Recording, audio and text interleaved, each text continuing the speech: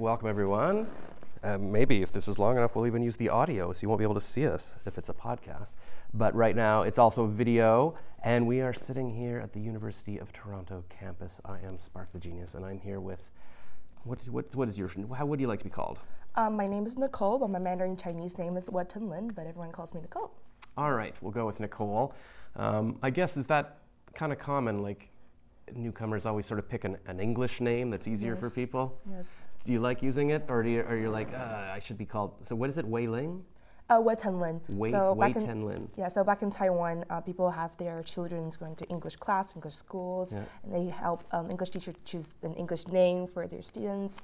But my mom chose my English name because she loves Nicole Kidman, and she's like, oh, I need to have my child, it's called Nicole Kidman, so that's where my name is from. That's fun. I always wondered how people come up with it, because there's there's a lot of Charlottes and Annes or whatever. So that's nice that it has a meaning to it. I didn't realize it happens like, your teacher says, okay, everybody needs an English name now. That's kind of interesting. And Nicole Kidman, yes. Do you like her acting as well? Yeah, she's an amazing actress. I'm glad to have Nicole because I have friends called Mango, Cherry, and they changed their name back to normal names. Mango? Yeah, Mango. That was the name they chose for their English name? Yes, exactly. Did they know what that meant, or they were well, they're just kids. They're 3 or 5 years old and they don't know what mango is actually. Oh, so they just picked it themselves, like, I'm a mango. Yeah, Mango, and then they call it Mango on their passport. That's so funny. Yeah. Well, I mean, that's not a bad name, actually. I would like a more, well, that's why I'm calling myself Spark. It's like, more unique name than just a regular boring name. So maybe we'll come up with a new name for you. Well, you like Nicole for now. I love Nicole. All right, then you're Nicole, and maybe I'll be Mango. I think Mango was actually a name, it was like a Saturday Night Live skit a long time ago, and it was like a male stripper who was named Mango or something. Yeah, so fun name. And so Nicole is here. She is a U of T student, and we are here in this in your college, and this is like a library with books. She was showing me there's books from, I don't know, I opened one, it said 1857. I'm like, what? So I'm glad to see people haven't destroyed the books, because some jerk could just come in and go, I'm just going to throw these books around. I'm like, they have some super strong keeping with those books from 18th century, 19th century. We have a big library in Robarts Library down the streets. Yeah. They have older books and also manuscripts from 10th century, 7th century. They have a really strong gatekeeping from students, destroying those books and stuff. Oh, that's good. That's good, because you can tell this is an old. I mean, not only are those books old, but there's a pencil sharpener over there, and I don't think a lot of people are sharpening their pencils these days. Yes. This is so cool. So, do you you were telling me that's medieval? Actually, we should give us a quick intro about you, so people are like, why are we doing this conversation? So, you are new from.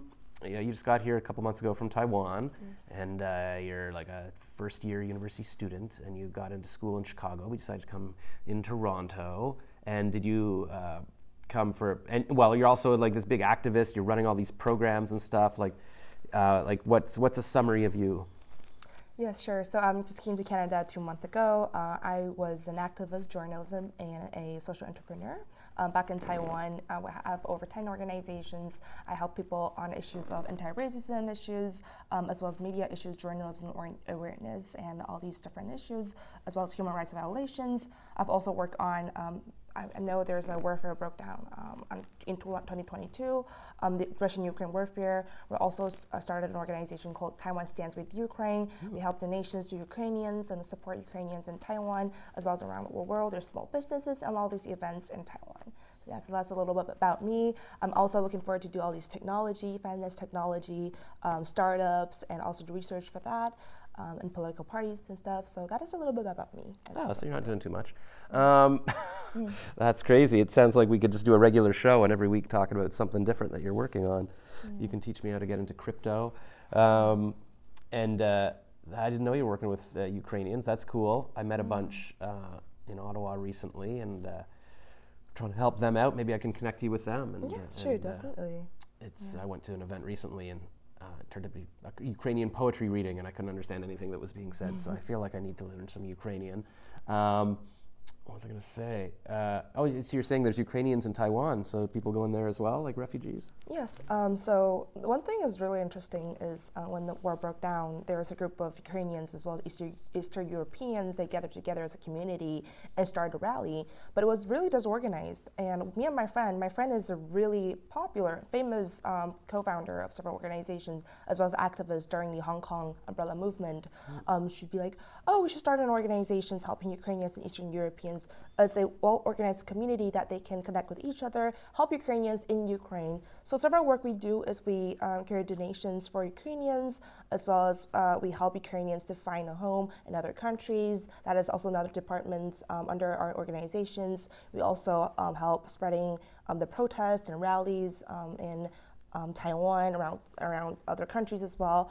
And we also held, I think, a protest in Taiwan. Over thousands of people attended that protest. We also been featured on CNN and the Washington Post. So yeah, that's a little bit about the organizations and how we started and how it's still going on right now. And more people start to join and donate to the Ukrainians. So yeah, that's a little bit about what's going. That's amazing. And that was all before you even came here. So you're making things happen over there. And did you, like when you were applying for schools, you talked about all those things that you were doing and they were like, oh my God, yeah, we want to get you over here. You're doing so many things. Yeah, I feel like applying for schools is like, you know what you're doing, you know what you want to learn from that school and what resources you want to get from that school. I feel like trying to get yourself in is not the idea I'm really looking for. I'm just trying to save myself a space, and I feel like Canada is the best space for me. People are very welcoming to international students, and I feel like I have a possibility here, working with students from other countries, a diverse culture here. So yes, that's a little bit about my mentality when I apply to schools, because I know a lot of students, they trying to involve in organizations of volunteer work for the sake of applying for schools, but that is not my mentality here. Yeah. That's for sure. People might be like, oh, I got to volunteer here. They'll check off a box and it'll look good, but obviously you're doing things just for the right reasons and because you actually want to do it. I just want to make sure your microphone's pointing towards there a bit. Yes. There we go. So that's pretty cool, and it's nice that you came to Canada and Toronto. This is definitely, it's very international here. So I wonder if it's the most diverse city in the world as possible, because people are from everywhere. Yes.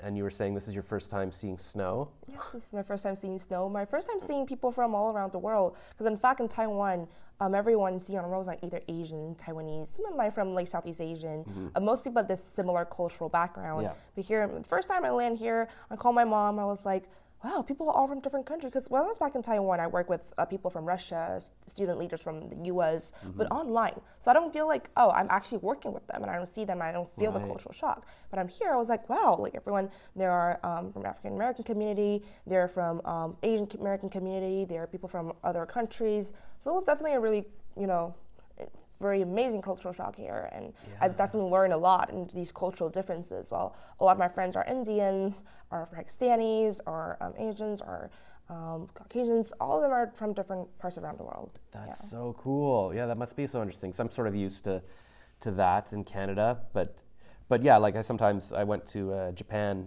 for a couple of times for work, and yeah, almost everybody's Japanese. And so if you're looking like me standing there, you're sort of like, you stand out a bit. And so kind of, actually, you feel, I guess, kind of cool. Because I had a friend, Dennis, who right after university, he went to teach in Korea, English, and then he moved to Japan. He was there for like 20 years. And he didn't like coming back here because he was just a regular person there. But he was the blonde guy who speaks Japanese and stuff. So like kind of unique. He had like a superpower. So whenever he would come back here and we go to bars, he'd be looking for the Asian people to talk to because he's like, I'm done with Canadian women kind of thing. But he also found that it's a culture, like it's different than if you're raised in Asia than if you're, Asian but raised here kind of thing. So he found that to be different as well. So, but now he's living in Texas with a Japanese wife. So there you go. So that's kind of cool. And now you're meeting people from all around the world. That is very interesting. I've never been to Taiwan. And so I guess, like, when did you start learning English there? I started learning English when I was like 3 years old because I have like really strict parents, Asian parents stereotype that is actually true. My mom really, she really values in my learning, and like the process of my learning, Yeah. I guess. And she feel like English is, the language you need to learn. And if you want to walk out and communicate with people around the world, you need to learn English. You need to know the basic skills. That's the bare minimum of, working outside and willing to, go outside and introduce yourself to the other people from other countries. So also not only learning English itself, but also on my organizational work. Every time I just call my mom and I share all my work stuff with my mom, and she will give me suggestions. So I feel like family is a really big part of I feel like my work and all my life and stuff. That's good. You're lucky, because a lot of people, their parents don't understand what you're working on, or they actually push you down, like, oh, stop, trying to make a difference, or you're wasting your time, just do this kind of thing. But it sounds like they're very. Did your mom work in this kind of stuff? It's or she's more like a freelance worker, but I know there are a lot of Asian parents in Taiwan. They'd be like, oh, you need to be a doctor, you need to be a lawyer, right. You need to go to medical school or stuff. But for me, my mom said you can do anything, but you have to be the best of it. So that is my mentality of my family. So if I'm into work, let's say for example, one of my journalism work, we all know journalism doesn't pay well in general in North America. Mom telling me that go for it. If you're interested in it, go for it. I'm also interested in finance technology, economics. Mom will tell me if you're interested in economics, trying to combine your work with journalism, create a new thing, create a new path for yourself, and just live your life, enjoy your passions, and go for it. That's just my mentality of my family. That's good. I like that, because you definitely. I've learned that you should go after your passions, because life is short, and you'll wind up like, oh, why did I work on this thing just to make money for 20 years or something? You can always make money in different ways, and especially now with online stuff and you're into finance, so I'm sure you can figure out ways to make money online or whatever you're working on, and then go after your passions, because then every day you're waking up going, oh my God, I want to work on this, not like, oh God, I just got to work for 8 hours and then get away from my job. So I'm glad she's pursuing that for you, or pushing you to do that, and I'm glad you have sort of figured out some things you're passionate about, because I'm looking back on my life, I'm like, oh man, why didn't I go to film school or music school or all those different things?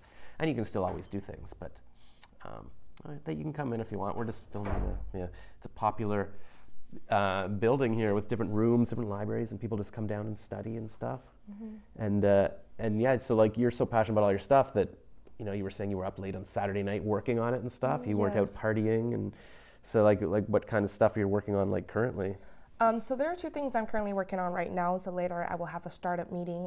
We're trying to do a little platform. I'm not sure if everyone know about Eventbrite. This is a platform for tickets or event promotions, and we're trying to create another version for that, but more an events level. So say for example, you have a search engine, you can put some keywords on it, and then we'll come up with the resources of venues. Because personally, as international students here in Canada, I'm trying to find, say for example, business events. And I search on Facebook, and it all comes out with all these irrelevant events. I don't want to go to, or I'm not interested, but I want to go to business event and actually networking with people. So if I type on business event or networking, then it could come up with all these venues and resources I can use, or even business startup accelerators that I can reach out to. So that's some of the goals I'm currently working on with my friends here in U of T. Another one is EQUUS. So this is a non-governmental organization. So I just started a few days ago with my Turkish friends here in U of T. We're trying to work with the United Nations, as well as one of our members. She's closely worked with the women issues or feminism issues with United Nations. So we're planning to go on a trip to Geneva, Switzerland, on issues of indigenous community. So that is what I'm currently working on. But as well as working on my life here, trying to reorganize myself, because here there are a lot of things happening, especially party culture. Party culture is not something I'm familiar with back in Taiwan, because I have strict parents. I never go to parties. But here I learned something about enjoying life. Because when I was back in Taiwan, I just spent hours and hours working and studying. But I feel party or just enjoy life in general, go out with your friends, is also part of life. And you need to know how to balance it between work and study, as well as leisure yourself, and give yourself some space or personal space to enjoy life in general. So this is a really huge cultural shock I learned here, especially from my friends in different countries. Nicole, you need to sit down, give yourself a space. I know you work a lot on different organization stuff, but you need to, have a space or have time for yourself and enjoy life, because you deserve that. Yeah, for sure. And I think it's just about figuring out what's right for you, because a lot of people say, oh, you work too hard, you should just go and party or just go and whatever. But if that's not what you enjoy, you don't have to. There's no reason that just going to a party is any better. Like, you might just feel better when you're like, hey, I'm working on something, I'm making things happen, because that's how people succeed, I think. Like, I don't think Mark Zuckerberg was sitting at Harvard just partying all the time. He's like, no, I'm going to build a website and I'm going to make Facebook or whatever. So, or Jeff Bezos was like, he wasn't partying every night. He's out, working on his Amazon, and then you can benefit from having a successful life. Because I think, you can party for a few years and go to bars, whatever, but that's a normal life that everybody can do. But if you're like doing something successful and you're going to Geneva with your friends or something, like I'd rather do that and be giving a talk or something and then going out for drinks that night and talking about what you did. Like, to me, that would be more interesting partying than just, hey, a bunch of us are going out and getting hammered at a bar that anybody can get into. So, I would say just, figure out what's right for you. Don't let people necessarily tell you, oh, you're working too hard. You should, if you liked staying up late on your projects last night, that's amazing. But definitely, also enjoy life, because, being in school and being a first year student, that's a unique time in your life that you'll never get back, maybe you'll wind up being a professor or something, but just, I was just realized, just sitting here, I was like, oh my God, I remember being in a dorm when I was in school, and it's still the best time of my life. Like, just walk down the hall and your friends are there, and go to the study room and like, oh my gosh, hey, you're down here, kind of thing. Like, it's just so magical. So, I wish there was a way to just bottle that and let it never stop, kind of thing, but I'm glad you're enjoying it, and it's also inspiring to see all the things you're working on, like startups. So I guess, like, the Eventbrite site, you've met people that know programming and coding, kind of thing. Is that, and then you've got this idea, and they can make it like practically happen. Yes, I've met a friend. He's in math physics major, and he have a bunch of ideas coming up, web extensions, or he's working on programming and all these different projects. And because I love talking to him on campus, and he always have the new ideas to get shared to me, and I was trying to like organize that for him. So that's and people from computer science major or people from programming majors, because personally I cannot program, I cannot do coding. I'm more like social science or like humanities students. So I love to see people from different fields, and we can always collaborate together and make something happen. Yeah, you can't. What I've realized is you can't be an expert in everything. You wouldn't have time or whatever. So if you can be like, hey, I know what a website should be or like whatever, and then you can find somebody who can make it happen. That's amazing. I almost want to come down here and start being like, okay, I got an idea for this. Who can make this happen, kind of thing. But it's hard to. I guess in a school environment, it's easier to meet people that are smart and working on things. But in regular life, it's like, where do I find a computer programmer without getting scammed? Just going on Facebook and it's like, oh, I'll build your website or whatever. There's a lot of nonsense that. So I'm glad you're assembling your team of good people, kind of thing. And then as you're working on your things, the good people will find you too. They'll be like, oh, look, at Nicole's working on this, and hey, do you want help? Or you can go to big businesses. You can get bought out by Amazon or whatever, and make Nicole's events.com, and then you can have your $1 billion, and then you can, I don't know, just help the world. You'll be the Oprah of activism, kind of thing. Yeah. Also, at the same time, I'm working on journalism, independent. We call this independent journalism, where we don't work specifically for an organization or work for a company, but as well as like we all focus on like human rights violations happening around the world. It's sort of like activism journalism, helping people or speak out for these people. So that is also, I wouldn't say that's my career, but that's something I'm passionate about. I want to keep working on it in the future, as well as trying to figure out the problem to solve political polarizations. People say, for example, if you're in Republicans or if you're Democrats, you focus on your own, you look at the TV channels that supports specific political party or specific political ideology. You're basically being locked in your echo chambers, and you're not willing to stand outside of your community and talk to people about issues or to basically listen to people's opinions. So that is also what I want to do as a journalist, to help people to learn about ideas or opinions from other side, and to create a world, an inclusive environment of all kinds for all. So that is also one of my goals for my passion. That's a good goal, because it's hard for people to look at both sides. Like, it's much easier to decide, I am right, I'm completely right, the other side is completely evil, they're awful. It takes somebody intelligent and with the critical reasoning skills to be able to go, okay, I'm leaning on this side, but I can see where they're coming from. They're not evil necessarily, like there's another side to this, kind of thing. But even if you suggest that, sometimes people's like, oh, you're other-siding it. You're saying, there's always another side, and like it's like, what? So yeah, it's very difficult to get people to sort of open up. But I'm glad, because I think that's the problem, on both sides, obviously, that it's difficult to see the other side and try to go, okay, well maybe they're not evil, maybe they just have a different background or a different reason or whatever. So hopefully you can do that. Yeah, I mean that's the kind of thing I like to talk about too. But I mean, it's like anything online, you're gonna, once you take a side or even suggest that there's two sides to something, you're gonna be attacked by people. But yes, true. You can't let people stop you from doing what you believe in. You just sort of find your tribe of people that are like, oh, I see what you're saying, or even if they don't agree with you, they find you interesting, and you keep doing your thing and try to make a difference. Because I want to assume that most people in the world are decent people and doing their best to help themselves and help other people, and hopefully we can all.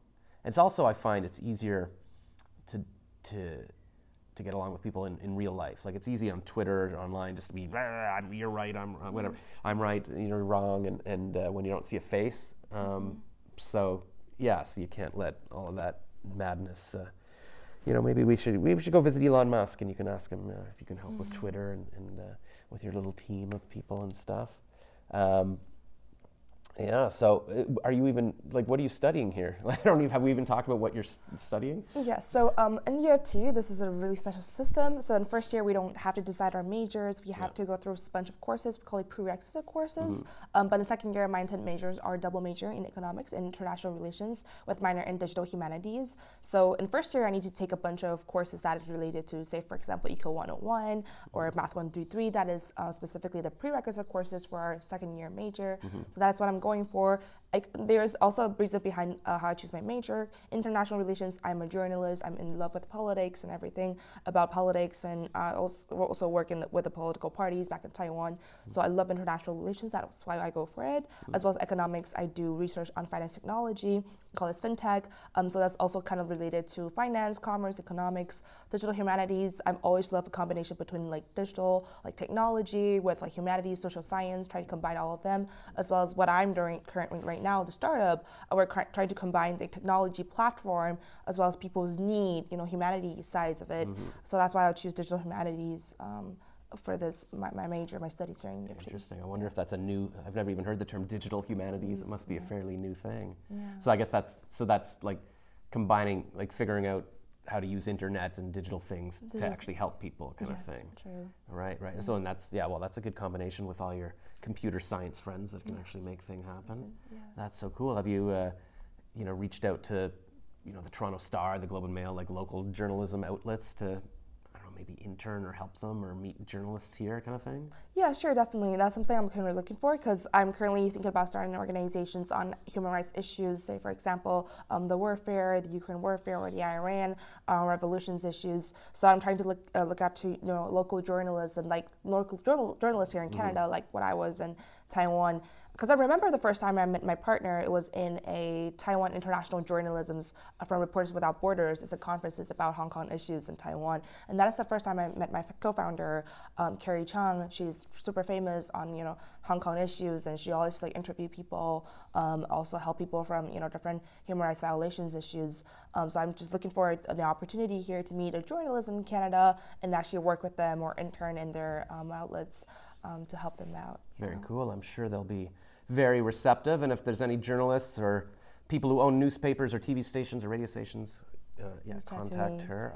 I approve right here, and I'm coming along as her assistant. I'll be carrying her bags and cameras or something. I don't know how to get involved. That's so cool. And I keep saying, oh, have you done this yet? It's like you've been here a month, so I think you're doing all right. But it's already November. It's already cold.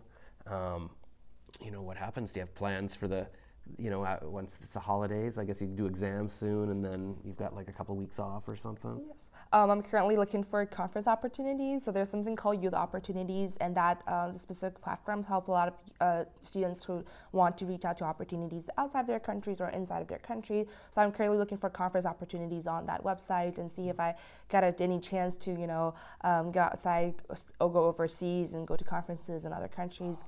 Because in Canada, when I was back in Taiwan, if you go to Europe, or like Switzerland or Belgium, like it's just miles away. But in Canada, you can having 270 Canadian dollars fly to like the U.S. or to other places in Europe. So I feel like that's an advantage I'm having in Canada. I don't have to waste my time, staying. Well, staying here is a good option for sure, but I want to do like a little bit more than that. Yeah. For sure, that's the thing. It's very easy to come. I mean, I don't think I left school, like my campus, for 4 years, and it's like, wait, what a waste of time. Like, not a waste, but there's so much to see. It's interesting because normally in Canada we're like, oh, it's so hard to fly anywhere. Like if you're in Europe, you can fly 10 minutes to anywhere for $10, and you're like, now you're in Greece, now you're in Italy, kind of thing.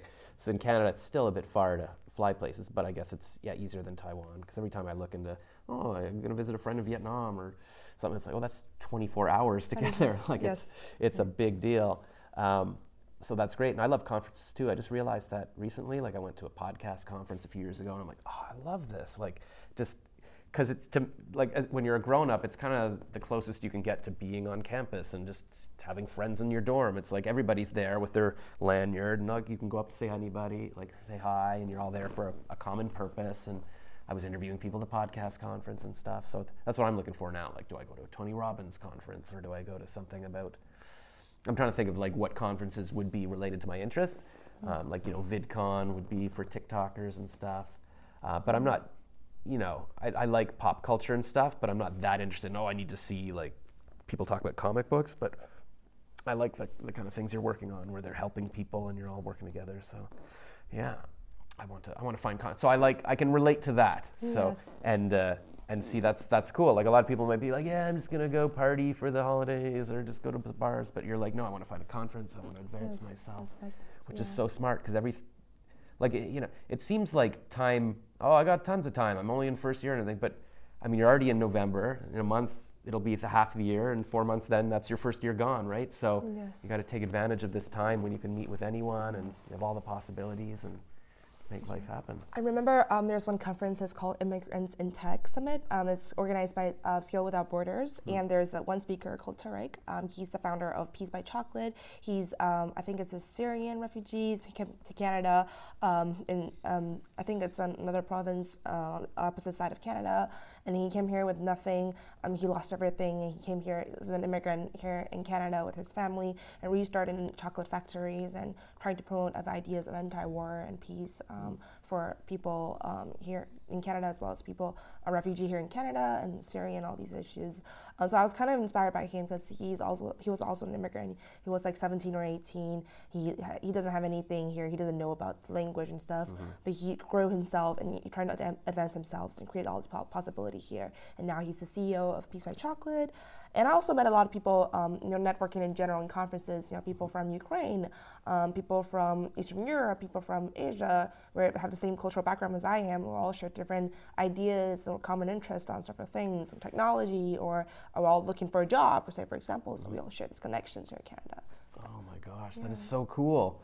Because that's the thing, like, once you're grown up and stuff and you're trying to make friends and network and stuff, it's like most people just have their own little boring lives and it's hard to meet people that are interesting. But when you've got an interest like this and you can reach out to anybody, hey, I'm an activist, I'm doing this, and you're all making things happen, it's just so exciting. It's more interesting than just meeting people for coffee or something and talking about nothing kind of thing. So I love that. I'm sure you'll be doing that all your life kind of thing, but it's so cool that you're doing it now. Because I'm sure like a lot of your fellow students here just must be like just doing their studying and then going to the bar, going for coffee. Like they're not doing as much as you are, do you find? Or are there people like you that are out there all the time? Yes, but I feel like there's an idea here because I've talked to several of my friends who want to do so. Say, for example, one of my friends in astrophysics field of study, and she has a hard time finding networking and stuff. And I feel like sometimes you don't need to like start an organization to show that you're interested in a certain passion, or you don't need to like execute an idea. Say, for example, my friend, the math and physics department, you have a bunch of ideas but haven't like applied it in real life. I would just say if you have that passion, go for it. Trying to give yourself sometimes 2 or 3 years to explore or fully research on your passion. And then stand outside on workplace and show it to everyone. So it's not necessary that you have to like start an organization at 13 years old or 15 years old. That is not necessary. Yeah. If you have a passion, if you know what you're doing, and that's all right. Yeah, I was even thinking about that today because I always thought, you got to start your own thing and stuff, but you don't always have time for that. Like, sometimes something's already been built. Like there is Facebook now, so it makes more sense. Okay, I'm going to work for them and build a platform rather than I'm going to sit in my dorm trying to build a new Facebook. Like you've only got one life. Like you know, if something's already built, you need to keep building on it. Like it's not like, you know, there's all these books from the medieval times. Well, build on that. You don't need to say, okay, I'm going to invent my own language now and start to write. Like, yeah, you can build on other things, and maybe that's a way to affect more people or join an existing political party or whatever, rather than, okay, I got to start my own organization, because all of that is a lot of work. So yeah, I mean, I guess you'll find what works, but it's always exciting when you see somebody who does, like Sarah Blakely, who invented Spanx and she made $1 billion. And but you know, there's a lot of people that just, you know, the woman who became you know, head of Star Wars or whatever, she's like, you know, was the producer over the years, and then she takes over for George Lucas kind of thing. So she didn't make Star Wars herself, but she became big. Yeah, I feel like, build upon something is something I always tell my friends or, you know, young teenagers who want to like start an organizations or trying to find their own pathways. Say, for example, Instagram. Instagram is an open resources for everyone. Some might use Instagram as their personal profile. That is also fine. But if you want to, you know, well, I mean, spread awarenesses of several issues or build your own sort of like brands. Like myself, I built my brand as like fintech entrepreneur or a journalist, and I can reach out. And also because of algorithm, they like sort of match you with people who have like similar interests and stuff. So you can actually meet someone on Instagram. Say, for example, one of my Russian friends on Instagram, I met him solely on Instagram and didn't know him. And he worked in a political party in Russia, super interesting background. He's also like 17, 18 years old. I connect him through Instagram. Also know a person from the US. She works for Republicans and also met her on Instagram. So all these platforms online are open, Twitter, Instagram, Facebook, on all these community events posted on Facebook. These are all open events. You can always search on opportunities or resource there, as well as some people ask me like, how do I create my own organization? So how do I find my passion? You know, just do a little bit of observation in life. So say, for example, one of my friends, he have all these ideas because of his conversations with people in daily lives. He spot a problem that is happening that bother him or his friends, and then he start working on that idea or start to combine, you know, his skills with that idea and create some things and make things happen. So that's great. That's what they say. Yeah, like, you know, if there's some issue that you're like, I can't, how would I do this? Or that, like, there's a problem, then that's maybe something you should work on. You can be the solution. Like, I think that's how they invented Netflix. Like, I'm sick of, he just got some fine for returning his videotape late to Blockbuster. He's like, I don't want this. I'm going to come up with my own idea, kind of solve it. So do you have multiple Instagram accounts? Like, you've got, I don't know, your main one and then ones for your different organizations, and you've met different people through the different ones? Yes, sure. So for other organizations, so say, for example, sometimes I'm served as like PR, as like public relations manager. So I do have an Instagram account, social media account under my Instagram, but mainly I use my own Instagram account as the algorithms allows you to, because I have already built like sort of followers, as well as my background and algorithm already like knows who to match me like with this common interest. So I mainly use my main account, but for other organizations, I also post for my organization as well, and I receive a bunch of feedbacks on issues. So being a PR is also like an advantage to know what people actually think about organizations and reply to DMs and know about people's opinions. So I also grow a lot from that. So okay, yeah, because I'm always struggling with, you know, my posts are kind of random. Like, here's an interview that I'm doing, here's an interview with a celebrity, here's a cartoon or a song. And so then for a bit there, I was like, okay, I should have a separate page as a foodie. So every time I post about my dinner, like, people are interested in that kind of thing. And then I'll have a separate page for music, and a separate page for comedy, and a separate page for, I don't know, like Ottawa events. But then it gets overwhelming, and I'm like, I don't want to spend time posting on 50 different pages. But on the other hand, it is good to have like a niche. Like I heard a podcast about, somebody started an octopus Instagram, and it's got a lot of these followers because people who are like octopi are interested in that page.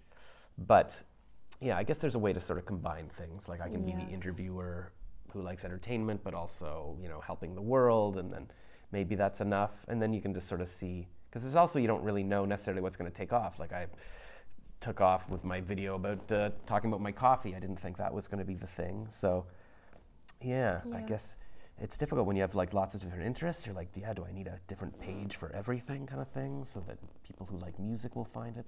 I don't know. I guess you just keep experimenting. But I find that it's a pain to have like more than one, because you got to check messages different places, and then you're like, oh, did I post this video there or there? And then when you meet someone, so I mean Instagram, like, well, which one kind of thing. But So, but that's cool. So like, are you meeting all your connections from your main page, I guess? Yeah, from my main page, but also receive sort of feedback on, other than all these work organizational conferences you attend, feel free to post, some of your daily lives, on your life in Canada, your life with friends, because people want to see you as a person on Instagram, not only just like a work robot, posting people, like things about conferences. Yeah, for sure, that's the main reason you have your Instagram account, but also sometimes I want to build like a brand of myself, so I want to show like different part of me, going out with friends and what I learned, some insights while going out with friends. You can always have these insights from different issues, not only just Code Conference. Just one time I go out with my friends, I start learning something, I observe about people's interactions, and I share it on Instagram to people, as well as the cultural differences. Because here in Canada, even like a little Halloween weekend or a little festival here can give me huge insights on cultural differences.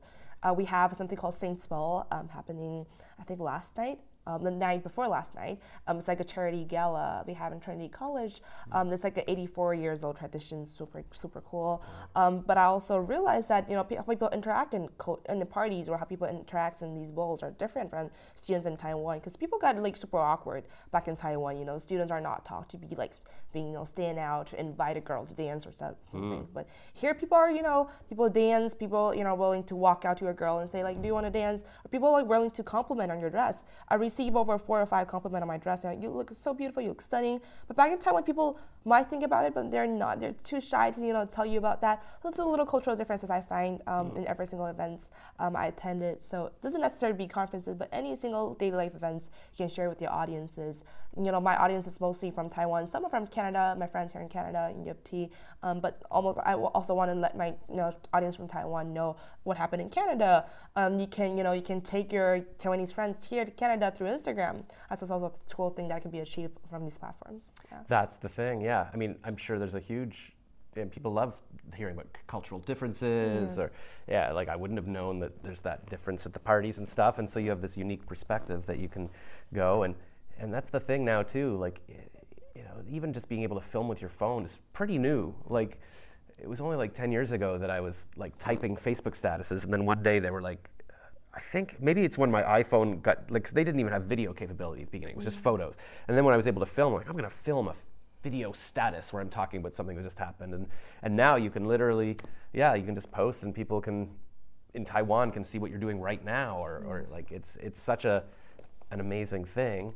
And if you can have that as your niche, like all of Taiwan is like watching you doing it, like that's kind of cool. And it also applies to like any different culture wants to see the different cultures. Like Russell Peters is a big comedian, and he just talks about all sorts of different ethnicities, and he has a whole joke about, I saw him in Montreal in the summer, and he asked somebody their name, like he pointed some Asian guy, I guess he does it in every show, but he'll point some Asian guy, what's your name? And he's like, John. He's like, your name is not John, like what's your real name? Like he'll make a whole joke about how everybody chooses their English name kind of thing. And so it's definitely a popular thing to, maybe you'll be on CBC with a show talking about cultural differences or something.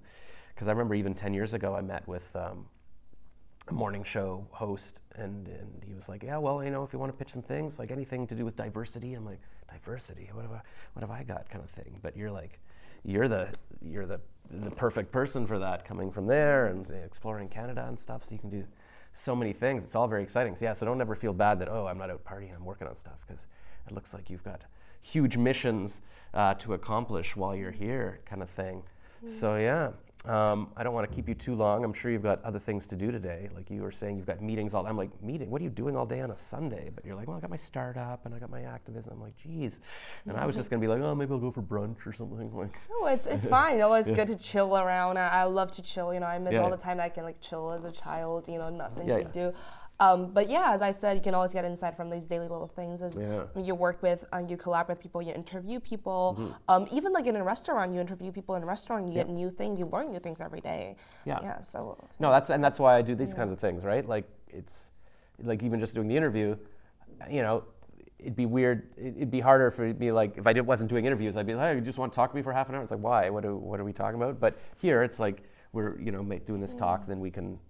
There's people around the world now that can learn from all the amazing things you've done, and I get to talk to somebody and learn about this kind of thing. So that's why, people like, oh, you just interview celebrities. Like, no, I mean, I do celebrities at film festivals and stuff, but I mean, everybody's got a story. I like to hear just what people are thinking about, and yeah, it's like, that's why I do carry my microphone usually. And if I'm just getting a shawarma, I'll like, here, tell me about your shawarma business. Or if I was at the women's show in Ottawa a few weeks ago and I interviewed people about, like, a woman who wrote a little book about how to brush your teeth for kids, or you know, a woman who started her own computer tech company. Like, I just love hearing stories and what people are doing, and hopefully I can help them get their little message out and just do my thing. And so I don't know.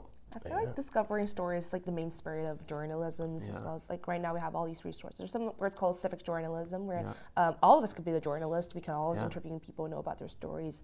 I remember the professor I worked with back in Taiwan. Her name was Wani, Professor Wani, and she told me about the first time I met her was through an interview. It was like a casual interview we're doing right now, and we talk about like her organizational work and on USR, University Social Responsibility. She helped the students, underprivileged students in Taiwan, in Shishan, and all these different places, and she helped them recovering from a typhoon disasters, and help them bring English and bring different culture or different schoolwork back in these schools. And how she contributed, and I was like, wow, I learned a lot. And then that's how I started to be inspired and start my organizations. Also met a film director back in Taiwan. I also featured on the news on Yahoo a few days ago because of that. He's like a 3D director, and he also is an award-winning director, super famous, but he chooses to, have like to help underprivileged children and, show these beautiful Taiwanese cultures or art crafts to these indigenous communities or students from underprivileged areas. So I was like super inspired by these people. So discovering stories, I feel like it's a big part of my work and how that like makes me who I am right now. So yeah, and I mean, humanity learns through stories. That's how, before even written culture, people would tell stories because that's how people remember it. And then and that's what movies are. Like, we're hardwired to hear stories, and that's how you remember things better. That's what the Bible is. It's okay. How do you remember these rules? Well, we're going to tell you stories, and that's how you remember these things. And my coffee video, people just kept commenting like, "Oh my God, I love your story. I love all the details. I love, I like telling stories too. And you remind me of my friend who tells stories like that." I'm like, it's all about the stories, right? So it's like, it's story time, and that's because I keep trying to think of, I like writing music, I like drawing, I like acting. It's like, but what's the common thread? It's like, telling stories, So that's what I try to do. Even with my cartoons, I'll draw a cartoon, I'm telling you a story kind of thing. Everybody likes a story. It gets you out of your head and maybe cheers you up kind of thing. And then, we get to hear everybody's story. And I think it makes people feel less alone in the world to see other people's stories, go, oh, right, they're struggling, or what are they working on, or, how can they inspire me? And 'cause I think a lot of people just, it's easy to sort of get in your own head and feel sad and alone and depressed, like, 'cause you don't know what else is going on in the world. But if you can connect people through stories and everybody can feel less alone, that's what I'm trying to do a little bit. Yes. So it was like so nice to meet you here, like knowing it's a community who also interview people, journalists. I feel like community is a big part of my life, as well as in Taiwan as well as Canada. So it's so nice to meet you, knowing someone who's like also doing the same thing and trying to discover stories. And I feel like, we have some sort of connections, and, thank you so much for, being here and just like interview me, and like I feel like we can all work on projects in the future. Awesome. I'm excited to see where you go, and for sure I hope we can collaborate again and film more interviews talking about what your latest things are, and then people will be like, oh, I remember she talked about her Eventbrite thing, and now it's like the biggest thing in the world, or whatever. It's awesome. So thank you for inviting me to this Harry Potter-like thing, and have a good Sunday with the rest of your amazing projects. And we will, I'm sure we'll talk to you soon. Thank you so much. Thank you everyone for watching this. Thank you so much, and see you next time. Bye. Bye.